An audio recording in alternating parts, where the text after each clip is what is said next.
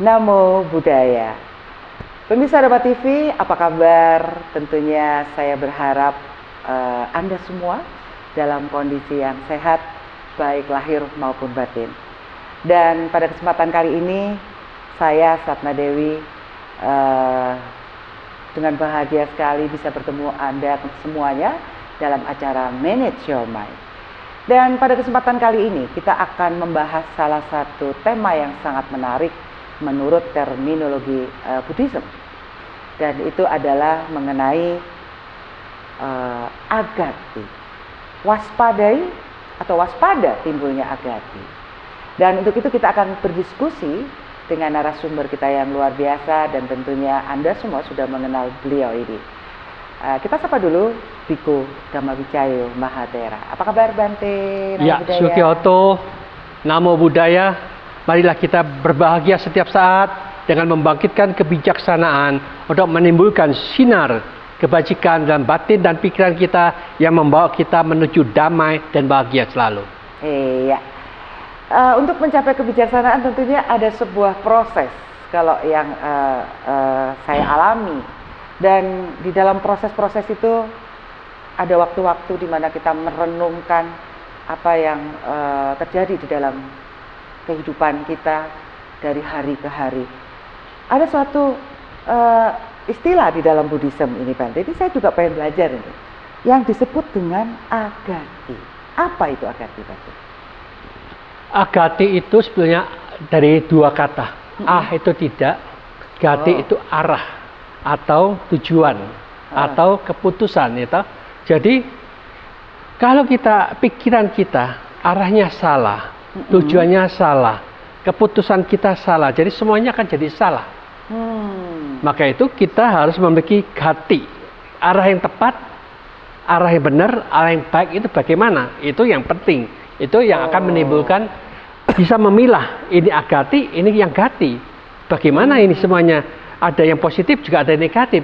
Kita harus tahu sendiri. Jangan dikatakan pokoknya yang diomongkan guruku itu pasti benar. Nah, itu kita tidak boleh. Karena guru kita juga masih biasa, orang biasa. Karena Sang Buddha katakan, siapapun yang belum mencapai kesucian yang pertama, dia masih bisa banyak kesalahan. Maka itu kita jangan cepat mudah percaya terhadap kata-kata siapapun juga selama dia belum mencapai kesucian. Nah, itulah yang dikatakan sebagai pedoman. Kalau kita sudah melihat mereka sudah mencapai kesucian, sudah bersih, sudah murni, otomatis bolehlah kita ikutin. Maka dengan demikian inilah yang dikatakan bahwa pedomannya itu ya bagaimana kita bisa mengarahkan pikiran kita dengan tepat arah, tepat gunanya, baru dapat tepat manfaatnya kita peroleh. Itu aja. Oke, agati itu berarti tidak ada arah dong berarti. Dia tidak punya tujuan gitu hidup itu. Tujuan gitu. Agati gitu ya. Iya. Ngawur ya gitu ya. Kan banyak gitu. Ya, kalau ditanya ngawur logi. Tujuanmu hidup apa? Banyak yang bingung, Bante. Iya, memang. Banyak. Nah, apa yang menjadi penyebab munculnya agati ini, Bante? Khususnya dalam pengambilan keputusan. Sesungguhnya kalau dilihat-lihat itu kan Sang Buddha hanya mengatakan ketidaktahuan. Itulah kebodohan kita yang menyebabkan utama. Kebodohan ini yang menyebabkan kita utama, akhirnya kita masuk di dalam jalur yang dikatakan ke arah keserakahan, ke arah kebencian, dan ke arah ngawurologi. Ngawur tuh semuanya serba ngawur, ngomong seenaknya. Karena yang diajak ngomong nggak ero kok. Aku juga nggak ero, ngomong sesuka-sukanya. Jadi itulah yang dikatakan banyak ilmu yang ngawur yang diajarkan di dunia ini. Maka itu Sang Buddha yang tahu, dia tidak bicarakan sesuatu yang kamu nggak tahu, aku nggak tahu, tidak pernah diungkapkan. Sama-sama nggak tahunya. Maka yang dibicarakan adalah sesuatu yang sama-sama tahunya. Pikiran, kita punya mata, kita punya telinga, kita punya hidung, mulut, tubuh.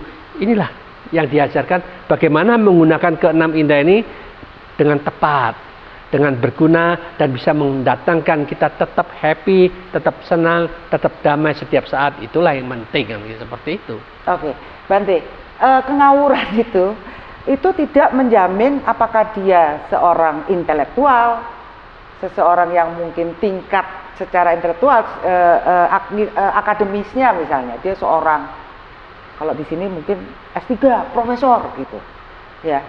banyak terjadi yang kita lihat di kejadian-kejadian sekarang, bahkan orang-orang yang sekelas secara intelektual, baik di kekuasaannya, tidak juga melihat bahwa dia adalah orang yang sukses secara material. Bahwa abadi itu bisa jadi dipunyai oleh orang-orang seperti itu. Ya pasti, jadi siapapun juga, dia punya gelar apapun juga, punya kekayaan apapun juga, kalau arah pikirannya tetap salah, tidak mungkin dia bisa mendapatkan kebahagiaan. Jadi sesungguhnya agate itu adalah salah mengarahkan pikiran itu yang bisa menimbulkan ketidakbahagiaan.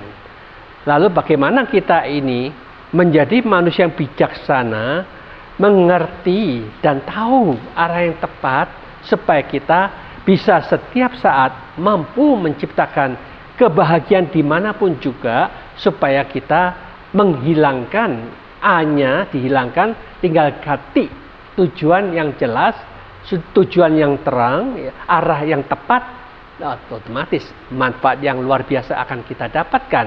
Itulah yang dikatakan ajaran Sang Buddha itu sangat-sangat logika, simple dan sederhana, ono no awe dhewe, bisa dibuktikan tergantung arah pikiran kita sendiri. Kalau dia pinter hafal kitab suci, yang diomongkan hanya pembio di kitab suci, tetapi kenyataan yang di kitab suci itu benar atau salah nggak ada yang tahu. Maka dari itu kalau kita lihat bahwa apa yang diajarkan Sang Buddha ternyata semuanya hanya membahas masalah ada dalam diri kita. Jadi itu jelas, terang, kita sama-sama taunya. Nggak bisa kita ditipu. Sekarang kalau kita bicara penciptaan dunia pertama, orang pertama sopo sing ero, nggak ada yang tahu lah itu. Jadi kita dibohonginya nggak tahu. Maka itu tidak begitu penting. Sang Buddha tidak pernah membahas dunia pertama, orang pertama, penciptanya siapa, itu tidak pernah dibahas. Karena dia jujur loh. Oh ngawakmu nggak ono sing ero kok. Kalau aku tahu itu dibahas, nggak ada gunanya untuk kamu juga.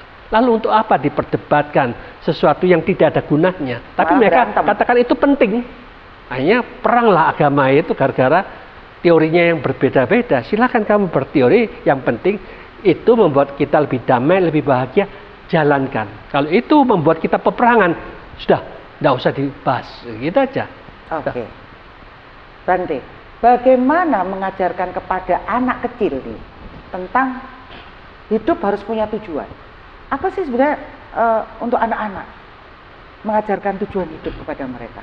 Apakah ya di sekolah aja tujuannya adalah kamu jadi ranking 1 misalnya gitu, kan begitu Bante, yang pendidikan sekarang begitu loh. Jadi bagaimana kamu mengejar, kamu harus ranking 1, harus menjadi yang terbaik. Ya itulah, jadi kleromologi dari dunia secara umum begitu.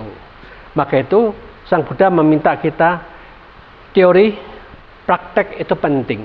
Maka itu orang tua itu harus mempraktekkan terlebih dahulu. Setiap hari pagi dan malam sama-sama berdoa. Ketika kita punya anak, anaknya ditidurkan di dekat waktu kita berdoa bersama. Tiap hari pagi malam seperti itu. Lama-lama dia mulai 1 tahun, 2 tahun lihat begitu. Nanti dia ikut datang, ikut doa, ikut diam, mamanya duduk meditasi ikut diam. Nah dari sana nanti sudah 3 tahun, 4 tahun baru dijelaskan. Kita berdoa itu gini, artinya itu maknanya ini. Yang penting Sang Buddha katakan, kita harus punya Buddha di mata kita. Apapun yang kita lihat, lihatlah dengan penuh kesadaran. Kalau itu damai dan bahagia, itulah Buddha telah muncul di dalam matamu. Nah, gampang toh? Kamu punya telinga, ayolah gunakan telinganya Buddha. Apapun yang, suara apapun juga, kata-kata apapun juga yang masuk ke telinga kita, buatlah batin tetap jernih, tetap damai, tetap bersih, tidak terpengaruh oleh apapun juga. Itulah kamu dapat manfaat dari apa yang Sang Buddha ajarkan. Punya telinga, hidung juga demikian, punya mulut, punya tubuh, dan punya pikiran. Gunakan semuanya ini, pikiran Buddha, hidung Buddha, mulut Buddha, tubuh Buddha, apapun sensasi yang masuk, kamu tetap menyadari apa adanya, buatlah pikiran tetap jernih, tetap damai, tetap bahagia. Itulah Anda telah menemukan Buddha di dalam dirimu. Itulah yang wajar, no awake dhewe diajarkan dengan jelas. Jangan bicarakan yang di luar. Kalau bicarakan di luar, saya nggak tahu, kamu nggak tahu, semua pendengar nggak tahu. Jadi itu Sang Buddha katakan ilmu awake podo-podo. Podo-podo-podonya lah, buat apa dibahas ya? Baik. Oke, pemirsa Dharma TV, tentunya kita perlu mempunyai tujuan di dalam hidup itu. Itulah hati-hati. Kita akan bahas kelanjutan dari diskusi kita di segmen berikutnya. Jangan kemana-mana.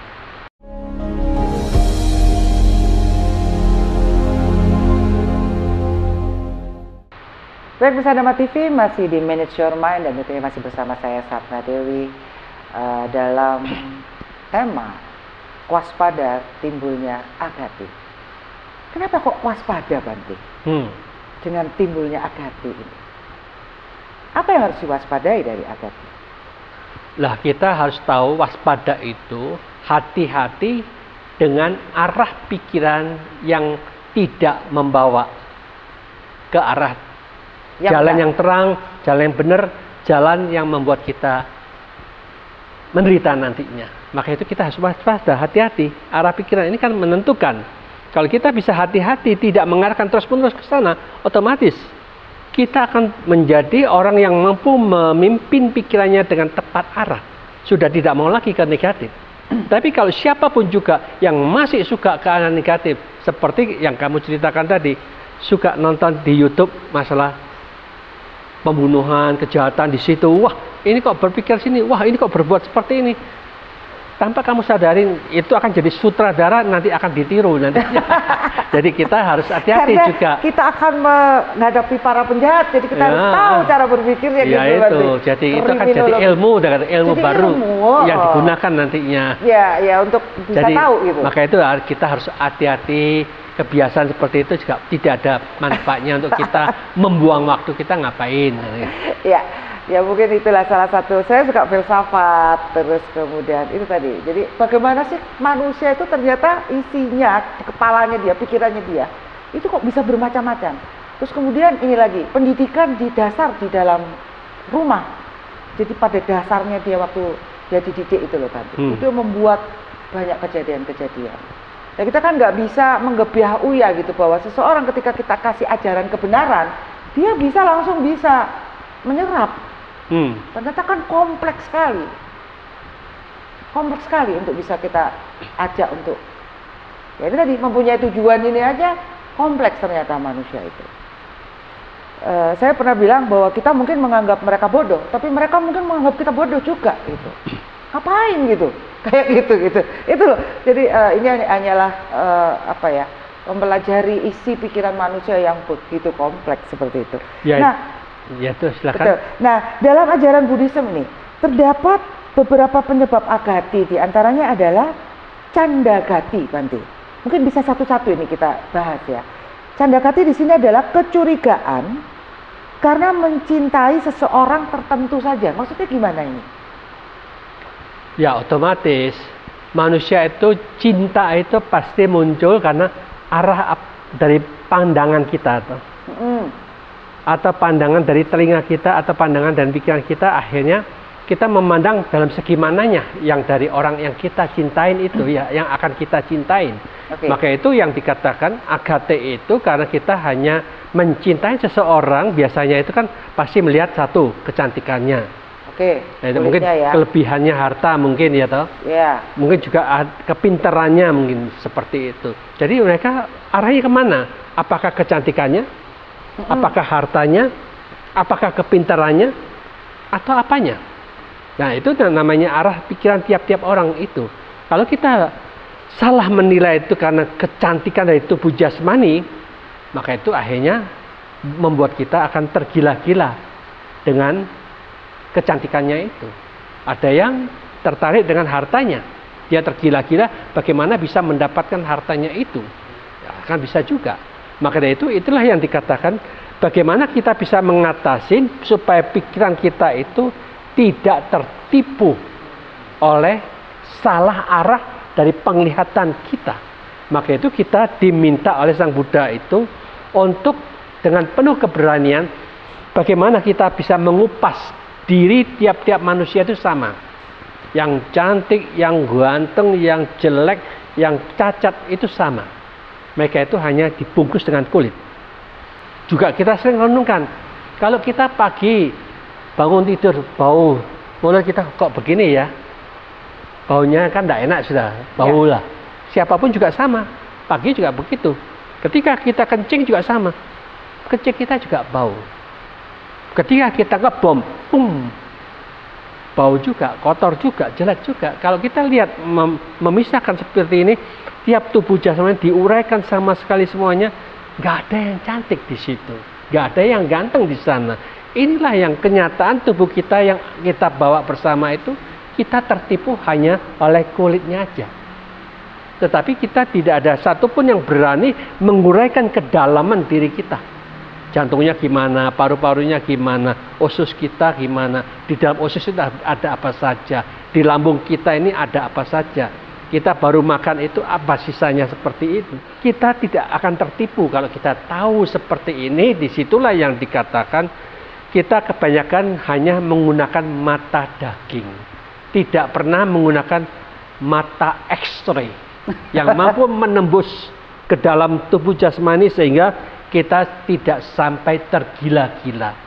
Sehingga dengan demikian kalau orang agamawan masih punya istri 1, 2, 3, 4 sampai 10, 20, waduh, ini namanya hebat. Agati ya. Canda agatiknya kuat gitu. Itu ada kata-kata kecurigaan karena mencintai sesuatu. Maksudnya apa kecurigaan ini, Bante? Kok saya masih belum paham nih canda gati ini. Ya curiga kan istilahnya biasa toh. Dia kan ada konco yang lain, ketemu temannya, kok akrab sekali, wah. Dia kan curiga, bisa-bisa ini dia punya ada 2 laki-laki ke saya juga, ke sana juga misalkan ya dah. Jadi kan otomatis dia curiga. Juga jangan-jangan dia senang di situ ya dah. Ya, nah, itulah yang bisa kan curiga. Dan kemarin ada kasus artis yang berantem sampai berdarah-darah hanya karena dia ngebauin lakinya buang air besar dan itu ditegur dan itu jadi berantem. Ini gibah nih. Itu jadi berantem jadi KDRT, Bante. Itulah itu tadi ya, Bante. Jadi dia tidak menyadari bahwa itu sebenarnya sesuatu yang wajar ya, realitanya. Ya itulah, jadi maka dari itu sesuatu yang apapun yang membuat kita jadi masalah jangan dipermasalahkan gitu aja lah. Gampangnya supaya kita bisa menciptakan dunia rumah tangga kita damai dan bahagia itu gimana? Itu yang penting ya lah. Bahwa pasangan kita itu bau dan kita juga bau, itu sudah sama, realita ya. Itulah. Makanya diperlukan banyak sekali parfum segala macam sebenarnya hanya untuk menutupin baunya. Faktanya begitu. Jadi jangan harapkan bahwa ketika kita bertemu dengan seseorang yang harum gitu ya, begitu menjadi pasangan kita akan temukan dia selalu harum. Itu namanya khayal. Ya. Oke, itu tadi adalah canda gati. Terus ada lagi nih, Bante, dosa gati. Kecurigaan karena merasa tidak senang atau membenci. Ini maksudnya apa nih, Bante? Ada contoh-contohnya enggak? Ya otomatis manusia ini kan dimulai dari pikirannya. Kalau pikirannya condongnya melihat segi negatifnya, kejelekannya, otomatis ini menimbulkan ketidaksenangan, kebenciannya. Maka dari itulah yang dikatakan siapapun juga yang selalu terisi negatifnya, kejelekannya, itu akan bisa menimbulkan kebencian yang terus-menerus. Maka dari itu kalau kita lihat sekarang ini di medsos kan banyak orang-orang yang anti pemerintah kan selalu menjelekan, menyalahkan pusat begini, gini, gitu macam-macam. Jadi sesungguhnya itu kan itu sangat berbahaya itu kalau mereka tidak pandai mengolahnya. Pemerintah tidak menegaskan ini salah, otomatis itu tidak dibiarkan, lama-lama kebanyakan akan terpancing masyarakat itu. Maka dari itu harus ditegaskan, harus ditangkap, harus dijelaskan. Bagaimana kamu menjelaskan ini, ya toh? Apa yang menyebabkan kamu bicara seperti ini? Karena kita tahulah banyak grup-grup tertentu yang memang bagaimana mau menghancurkan pemerintah. Jadi dengan demikian untuk menimbulkan rasa tidak senang, rasa benci itu akan seperti itu. Maka dari itu kita sekarang sebagai orang yang bijaksana, siapapun yang bicara masalah pemerintah, kita jujur. Yang ngomong itu orang mana? Mereka itu cuma dapat input-input yang mereka sebarkan ini, yang dapat input dari mereka sini. Jadi ini tidak bisa dipercaya. Demikian juga siapapun yang mengatakan pastor ini begini, biku ini begini, yang ustadz itu begini. Kalau kita nggak ada kepentingan, ya berita-berita itu tidak usah dimasukkan lah. Ya, mereka boleh bicara, boleh menulis, tetapi kalau itu tidak bermanfaat bagi kita, mau merusak orang tertentu, nah itulah namanya kita mau diisi gatinya dosa ya, toh agatinya berdasarkan dosanya itu, kebenciannya, ketidaksenangannya. Jadi kita harus bisa melawan supaya kita tidak memasukkan racun-racun ke dalam pikiran kita, supaya kita bisa mengatasi masalah yang terjadi di dunia ini. Banyak yang berusaha memasukkan sesuatu ketidaksenangan, kebenciannya itu, supaya kita juga ikut benci, ikut tidak senang dengan orang itu, kelompok itu. Nah, itu kita harus pandai-pandai, tutup telinga, tutup mata yang tidak penting, tidak usah dimasukkan, duduk urusan kene ya. Andaikan kita bisa semudah itu, Bante. Iya. Baik, kita akan bahas lagi. Pemirsa Dharma TV, kita akan bahas, itu tadi kita bahas tentang canda gati dan dosa gati. Masih ada dua lagi, yaitu moha gati dan bahaya gati. Apakah itu? Jangan kemana-mana, kita akan ketemu setelah satu ini.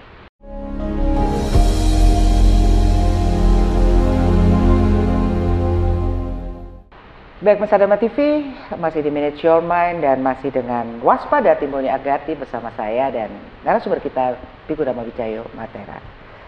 Baik, Bante, tadi ada canda gati. Kok canda gitu ya? Canda, dan ini dosa gati tadi yang kita bahas, Bante. Ada lagi yang namanya moha gati, yaitu kecurigaan karena kebodohan dan ketidaktahuan. Ini kalau udah bodoh dan tidak tahu kan berarti dia belum berpengalaman, Bante. Oh, nggak tahu. Ya itulah istilahnya, memang kita ini sudah saya katakan bahwa kebanyakan kita tidak tahu kejadian yang sesungguhnya gimana. Kita ini sok tahu karena kita terima dari WA, gini, berarti betul ini seperti ini. Yang sana juga ngomong seperti, ya betul nih, banyak yang ngomong seperti ini, betul. Berarti seolah-olah kita disugesti dengan banyak pemasukan yang membicarakan hal yang sama. Seolah-olah kita hanya memberikan kesimpulan itu betul. Tapi kita dibodohin toh. Podo gak tahu nih. Ya, sana nggak tahu, sana nggak tahu, memang sengaja untuk meracunin kita. Maka dari itulah yang dikatakan kita moha gati itu sangat kuat. Maka dari itu kita sekarang jadi orang yang bijaksana itu jangan mau dibodohin oleh media-media yang memang ingin merusak orang tertentu, kelompok tertentu, apalagi pemerintah dibuat jadi kacau dan bingung karena memang ada tim untuk mengacaukan itu. Buzzer itu ya. Nah, kita sebagai orang yang bijaksana jangan melihat lagi hal-hal yang tidak ada gunanya. Kita membuang waktu membaca berita-berita seperti itu, sampah akan jadi pikiran kita. Maka dari itu kita orang yang bijaksana, kita tahu ini adalah moha, membodohin cara berpikir kita untuk melihat jalan cara kerja yang jelek-jelek, yang kotor-kotor itu nggak ada gunanya, nggak ada masalah. Ngapain kita ngikutin jalan pikiran mereka? Apakah kita memang mau berguru seperti itu, jadi muridnya seperti itu? Ya, akhirnya kita sadarin kalau kita mau belajar yang lebih tinggi, otomatis yang ini harus dihindarin. Mencari yang dikata bagaimana tidak adanya kebencian, tidak ada kebodohan kita, supaya kita tahu caranya mengatasi semua itu. Maka dengan demikian ini siapapun juga yang membicarakan yang jauh dari dirinya, misalkan ada orang menjelekkan bikunya yang ada di sini di Batu, bantunya begini, tapi dia tidak pernah datang sini. Berarti untuk kan mengklarifikasi gitu misalnya. Mengkhayalkan macam-macam, menjelekkan, memfitnah macam-macam, kan bisa begitu. Jadi dengan demikian inilah yang dia tidak tahu, sok tahu, menciptakan khayalan, menyebarkan berita gosip-gosip, misalkan fitnah macam-macam. Nah itu seperti itulah. Kalau kita tahu seperti ini, yang ini ada motif bagaimana mau menghancurkan Bantenya, menghancurkan pemerintahnya, menghancurkan presidennya. Jadi dengan demikian kita tahu kita mau dibodohi oleh mereka seperti itu. Selama itu kita terima WA seperti itu, ini nggak mungkin lah. Nggak mungkin lah ini. Jadi sudahlah, delete aja langsung. Karena ini sesuatu yang sudah tahu memang ada tim yang mau merusak, otomatis akan terjadi. Maka dengan demikian inilah yang dikatakan orang bijaksana tahu memahami bahwa ini adalah moha gati. Ketidaktahuan mereka itu akan disebarkan kepada kita supaya kita ikut cara yang membodohin orang lagi, menyebarkan berita yang bodoh lagi kepada semua orang supaya tersebar kemana-mana. Jadilah tujuan mereka tercapai, membuat masyarakat jadi bodoh semua, ngikutin cara yang bodoh itu juga. Jadi dengan demikian pembodohan demi pembodohan harus kita cegah supaya kita jangan menjadi orang yang mau dibodohin oleh berita-berita yang kita terima dari WA itu. Oke, baik. Yang mau saya tanyakan nanti, ketika timbul kecurigaan, itu kan berarti ada sesuatu yang belum terpenuhi, info yang belum terpenuhi. Misalnya di dunia pertemanan kita gitu ya, seperti itu ya, ada yang melontarkan sesuatu yang kemudian menimbulkan kecurigaan. Perlu nggak kita melakukan tindakan mengklarifikasi nanti? Karena kalau tidak diklarifikasi bisa jadi rumor atau itu akan menjadi fitnah yang lebih besar. Perlu nggak kita misalnya ada teman dibicarakan tidak benar gitu, tapi kan kita perlu mengklarifikasi apakah benar kamu seperti itu? Perlu nggak? Ya. Dan kemudian kita justru akan menyebarkan kebaikan gitu. Oh enggak kok ternyata gitu loh Bante, untuk mengimbangi rumor-rumor yang terjadi kan. Ya sebaiknya kan begitu. Kalau perlu ya kita panggil aja. Yang dirumorkan siapa? Si A. Yang kasih rumor si B. Ya panggil duanya, ketemukan, bicarakan. Ini kok ada terjadi seperti ini. Aku dapat dari B begini. Si A gimana pendapat kamu? Nah ya hanya diklarifikasikan semuanya itu.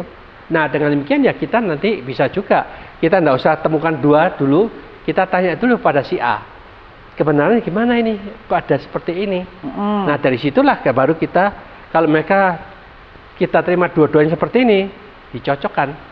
Berani tidak kamu kalau gitu menghadap mereka, diklarifikasi sebetulnya benarnya gimana, ditemukan akhirnya ditegaskan. Disitulah baru terjadi kejelasannya yang gimana, yang mana yang berbohong, yang mana yang memfitnah akan tahu ya toh. Otomatis itu akan bisa menetralisir secepat itu juga, langsung dibereskan. Ya, kadang-kadang fitnah itu terjadi Bante ya karena itu tadi malahan kebodohan gitu. Jadi ikut menyebarkan sesuatu yang dia sendiri juga tidak tahu kan begitu tuh.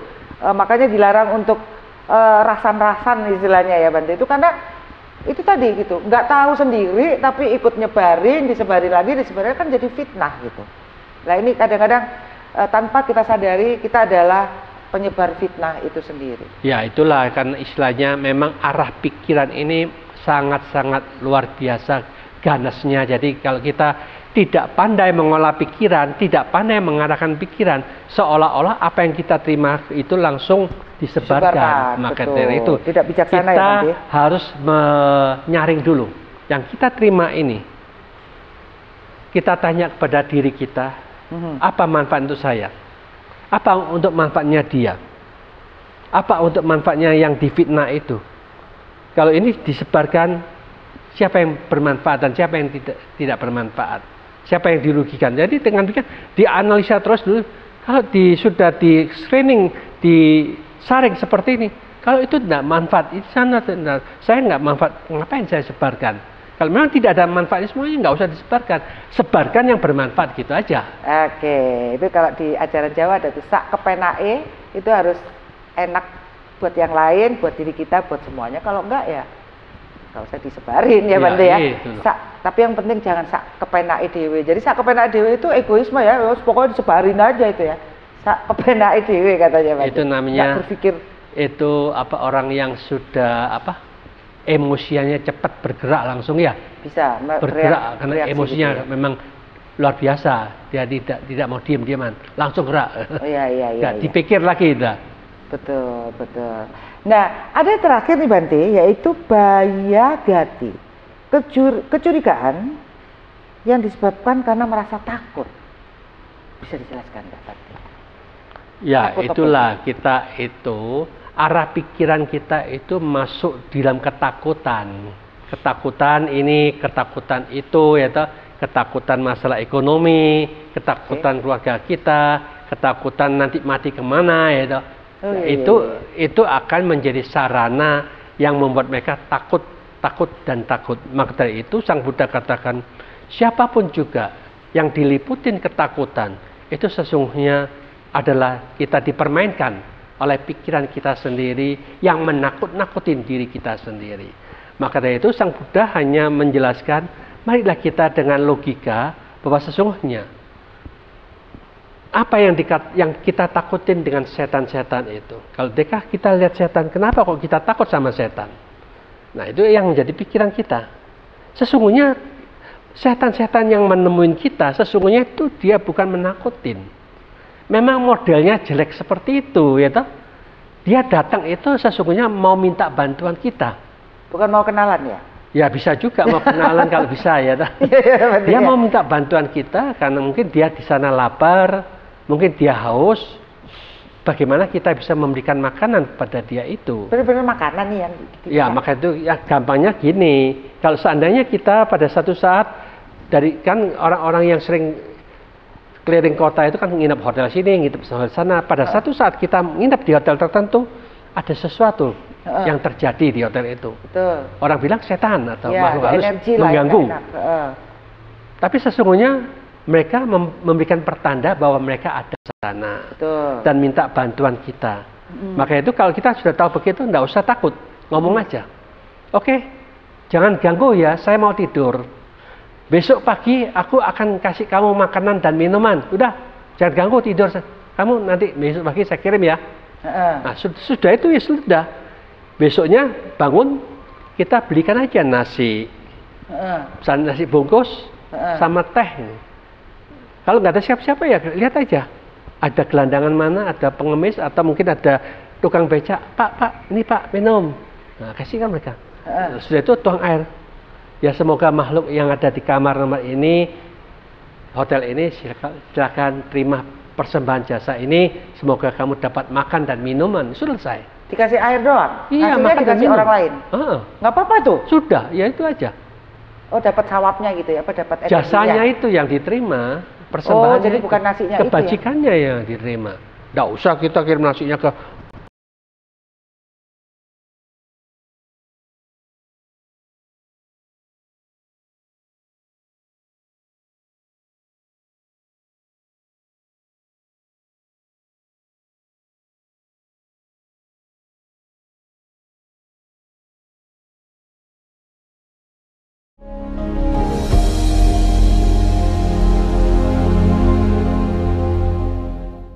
Baik, masih bersama saya dan kita lanjutkan pertanyaan tentang tadi ya, sajen. Sajen itu ada manfaatnya nggak sebenarnya, Bante?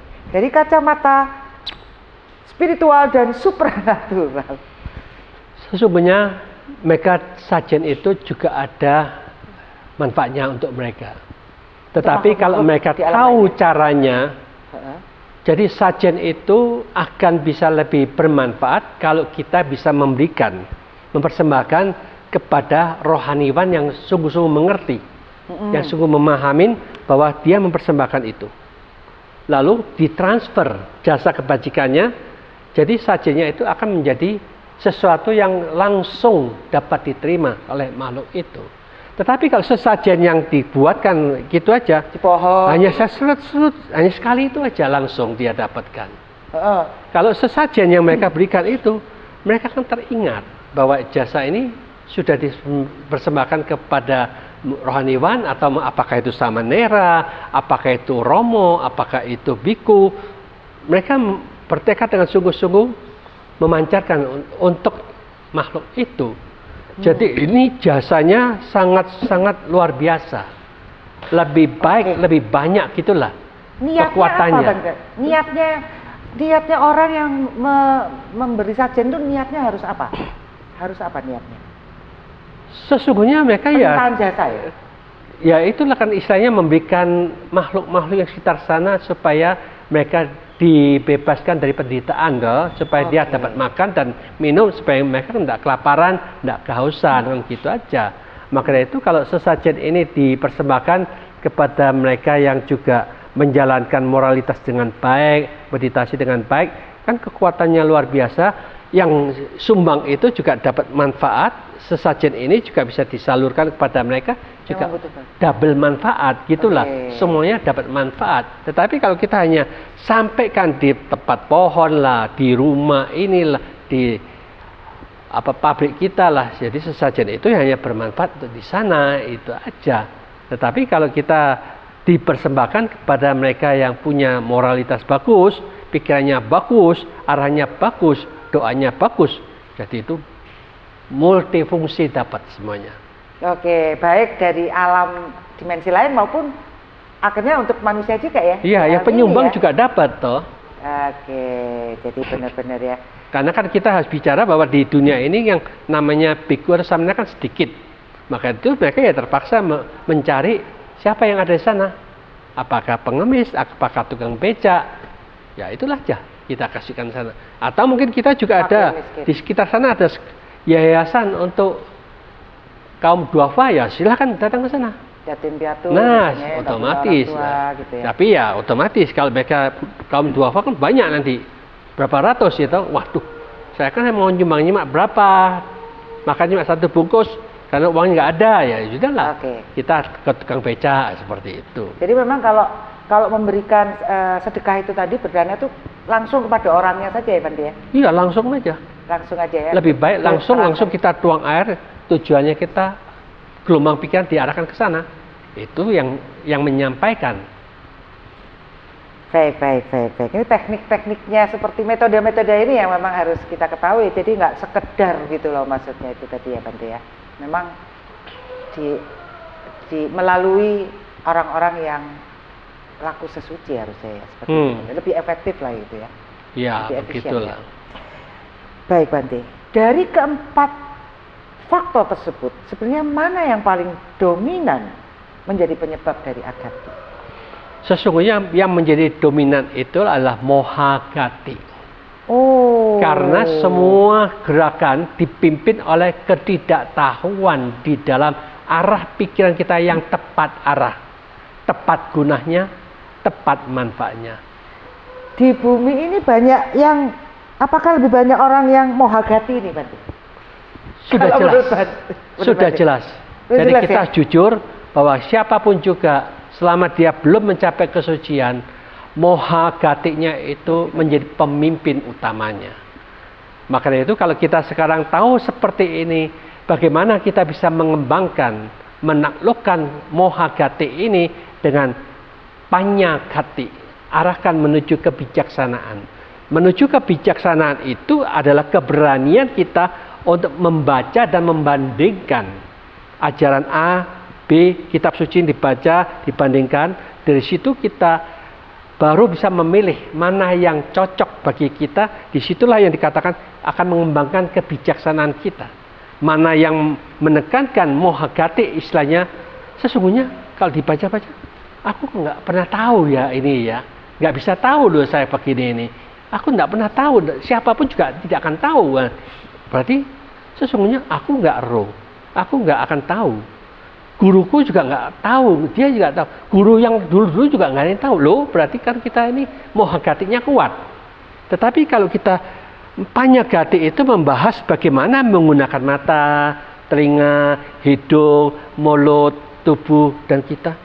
Loh, aku roh loh. Wong aku juga ono kok mata, telingaku. Bagaimana saya menggunakan mata, telinga supaya aku tambah happy itu gimana caranya? Menghindar supaya kita tidak menderita gimana? Oh, begini caranya. Itulah ada pilihan.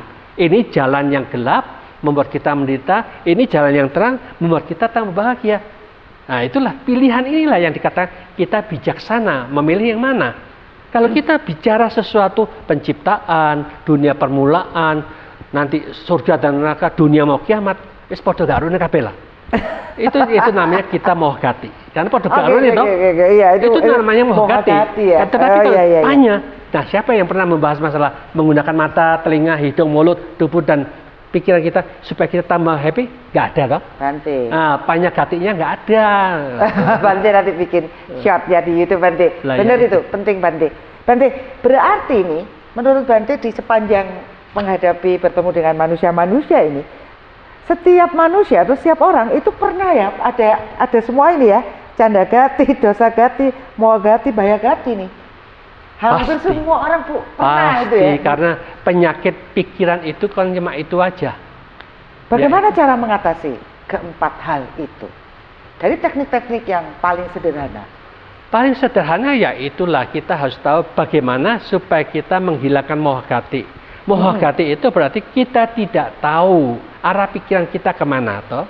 Jadi sekarang kita harus membangkitkan setiap detik, setiap menit, setiap saat itu dengan ucapkan Buddho.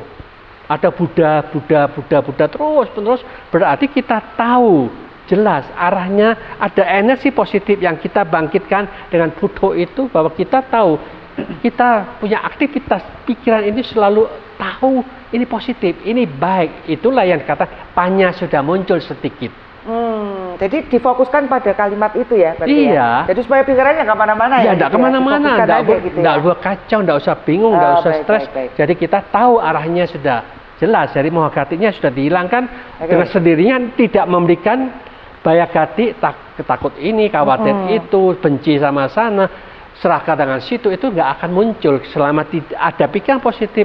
Semuanya tidak akan muncul. Tidak akan muncul, betul. Dosa, benci, takut, khawatir itu nggak akan muncul. Jadi dengan demikian inilah satu-satunya hanya cukup dengan penuh keyakinan setiap detik bangkitkan Buddho, Buddho dengan sungguh-sungguh. Kalau dilatih selama 2 minggu dengan sungguh-sungguh, tidak memikirkan yang negatif lagi, disitulah kita akan jadi orang yang bisa membangkitkan kebijaksanaan dengan nyata. Kita mampu menaklukkan diri sendiri, menjalankan sendiri, hasilnya kita lebih tenang dan lebih damai. Oke. Nah itu nyata. Jadi kalau kita bicara sesuatu yang tidak nyata, dibohongin terus. Jangan percaya, tapi praktekkan. Kan begitu ya Bante ya, katanya Harus begitu. seperti itu. Jangan percaya sama omongan yang ada itu, tapi praktekkan Buddho-Buddho 2 minggu aja. Iya. Nanti akan terjadi perubahan. Coba nanti bisa kontak nih sama Bante ya. Tinggal 1 menit Bante untuk kesimpulan. Monggo. Para pemirsa Dhamma TV yang berbahagia, tidak ada sesuatu yang lebih berharga daripada menata pikiran kita dengan tepat arah, tepat guna, tepat manfaatnya, untuk memahami dengan jelas arah mana yang membuat kita menderita. Marilah kita bertekad dengan sungguh-sungguh. Jangan masuk ke dalam penderitaan itu lagi, tetapi belajarlah. Arahkan pikiran ini. Tempat mana yang membuat kita bebas dari penderitaan, gunakan secara terus-menerus mengarahkan bebas dari semua penderitaan dengan mengerti di mana munculnya pikiran-pikiran positif itu. Selama kita mengucapkan Buddho, Buddho, Buddho di dalam pikiran, disitulah sesungguhnya energi positif terbangkitkan, tidak memberikan kesempatan energi negatif apapun juga muncul di dalam pikiran kita. Sesungguhnya kita sudah bijaksana mengatur pikiran kita dengan arah yang tepat, arah yang berguna, arah yang bermanfaat, supaya kita tahu di mana munculnya pikiran positif, disitulah sumber kebahagiaan bagi kita, dan kita akan mampu melenyapkan moha gati, dosa gati, dan canda gati, semuanya tersingkirkan. Karena di mana munculnya pikiran positif, di situ tidak ada pikiran negatif sama sekali. Marilah kita berjuang bersama-sama memperbaharui teknik arah pikiran kita setiap detik, setiap menit, hanya dengan mengatakan Buddho, artinya sadar, tercerahkan, sempurna, damai, bersih, muncul di dalam pikiran kita. Itulah tata kelola energi pikiran kita di dalam manajemen pikiran yang terhebat, yang bisa kita bangkitkan, yang bisa kita bangunkan, sehingga jalan yang terang, jalan yang membawa kita damai dan bahagia akan nyata terwujud di dalam diri kita masing-masing. Semoga kita mampu melaksanakan dengan sungguh-sungguh. Damai dan bahagia akan menjadi milik kita semua. Semoga semua makhluk hidup berbahagia. Sekian, terima kasih. Ya, terima kasih Bante. Ya. Bante tadi Buddho itu harus dengan nafas nggak? Nggak usah lah. Dari nafas itu nggak? Boleh juga. Jadi kalau Bagus ya? tarik nafas put, keluar nafas do, Ya, boleh. gitu ya. Kan teratur Jalan gitu ya. kanan put, yang kiri do. Waktu lari juga put, Bagus, do, put, do. Paketan aja. Siap, siap. Baik, baik. Baik, pemirsa Dharma TV, tentunya sebuah teknik yang sederhana. Diberikan kuncinya. Tapi apakah Anda mau melakukan, itu adalah keputusan Anda sendiri tentunya pemirsa. Tapi jika itu dilakukan selama 2 minggu, teknik tadi Buddho dengan nafas, saya yakin Anda akan menemukan suatu perubahan. Tidak percaya? Buktikan sendiri. Saya Satna Dewi beserta kru Dharma TV mengucapkan banyak terima kasih dan mohon maaf jika ada salah kata. Semoga semua makhluk hidup berbahagia. Suki Hotuh Namo Buddhaya.